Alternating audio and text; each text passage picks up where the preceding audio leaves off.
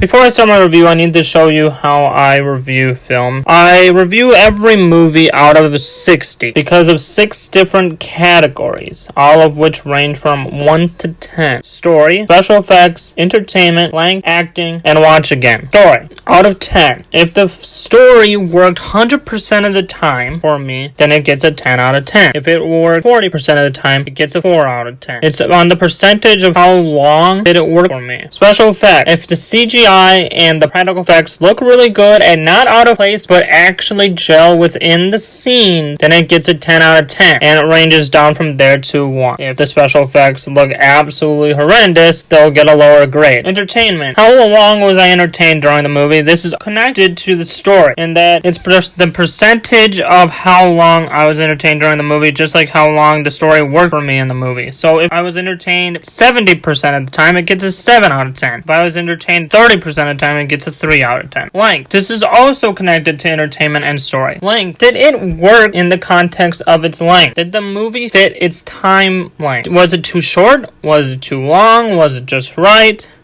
Because some stories need longer movies than they get. Like, for example, The Nutcracker in the Four Realms, I thought should have been longer and got a bad grade because it was too short. And this can be the opposite as well. Is a movie too long? And that can get a lower grade. A 10 out of 10 for length is where a movie fit exactly the length that it was given. Acting. This one is self-explanatory. 10 out of 10 is amazing acting. 1 out of 10 is terrible acting. 10 out of 10 is Leonardo DiCaprio. 1 out of 10 is Tommy Wiseau.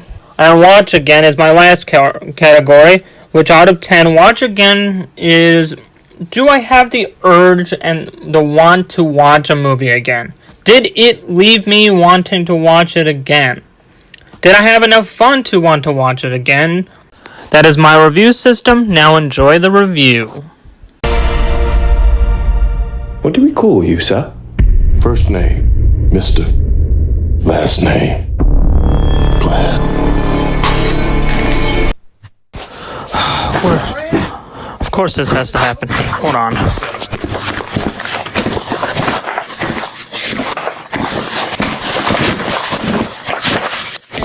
Where the heck is that light switch?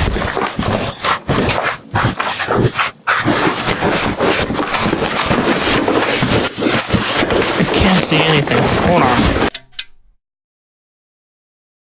The film Glass is a continuation of M. Night's Unbreakable, which came out in 2000, and Split, which was released in 2016. Those 2 previous films are a mandatory watch to truly understand the film and my review along with it. You'll be lost, so be warned.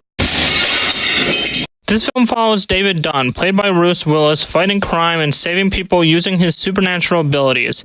His son from Unbreakable, now an adult, is his oracle, tapping into police radio channels to try to find nearby crimes for his dad to swoop in and save the day. Ever since his encounter with Mr. Glass, he has also been on the search for any other superhuman people, and this leads to the ending tease of Split. If you haven't seen Split, like I said, you need to see it before seeing this film, but I won't spoil it here. So one thing leads to another, and eventually David and Kevin Wendell Crumb, the main character of Split, played by James McAvoy, get locked into a mental institution. This is primarily where the film takes place, and where I'll stop with explaining the story. It's an M. Night Shyamalan movie, so there are twists and turns, long takes of close-up faces, and so on.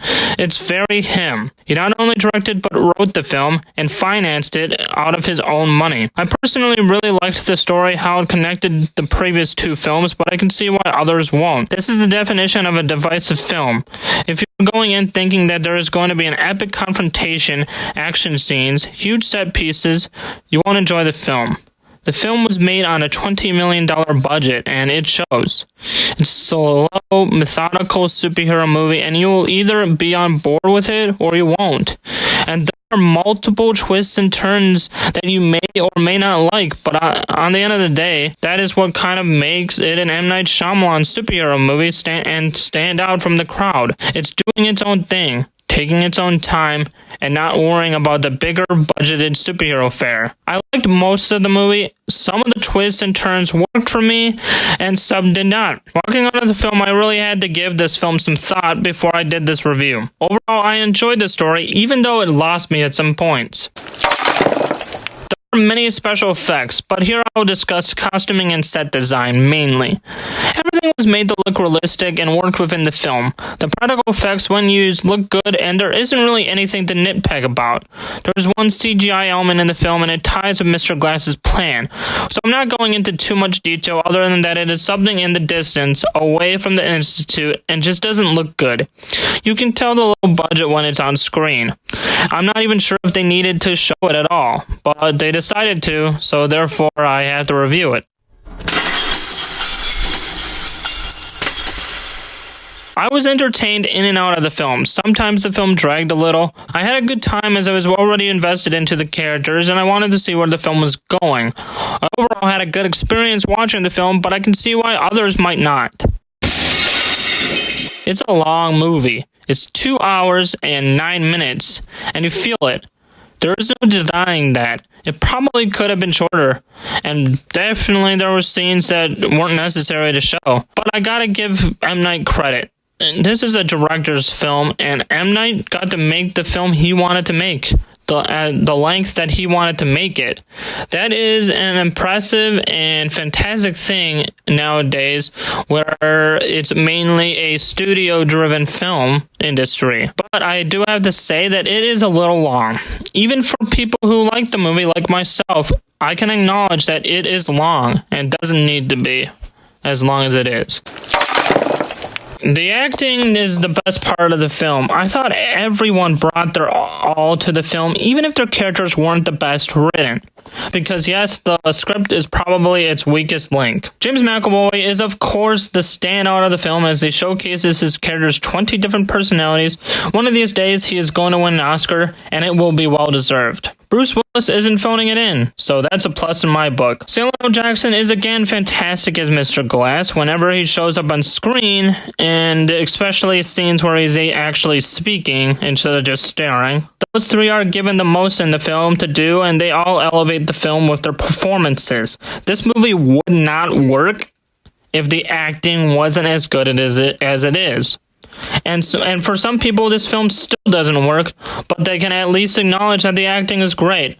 Because the film's script is the problem. It's not the acting. The acting is probably the best part. Speaking of that, Sarah Paulson tries her best with the material she was given. Long monologues that just go on for too long of a time, and I'm not sure, it just kind of start drawing her out. But her performance itself was good. I think she gave it her all. She tried to work with what she was given, and I can't really judge her acting on what she was on the script. You know, that's not fair. It's the script's problem, not the acting problem, and that's why I give acting such a grade. I might watch this film again to see if I can gain a different perspective seeing it a second time, or if my opinion of it changes any. It's not a film that begs to be watched again, and many will only watch it once. Like it or hate it and move on. I'm going to give this film a second viewing once it comes out on DVD or Blu-ray.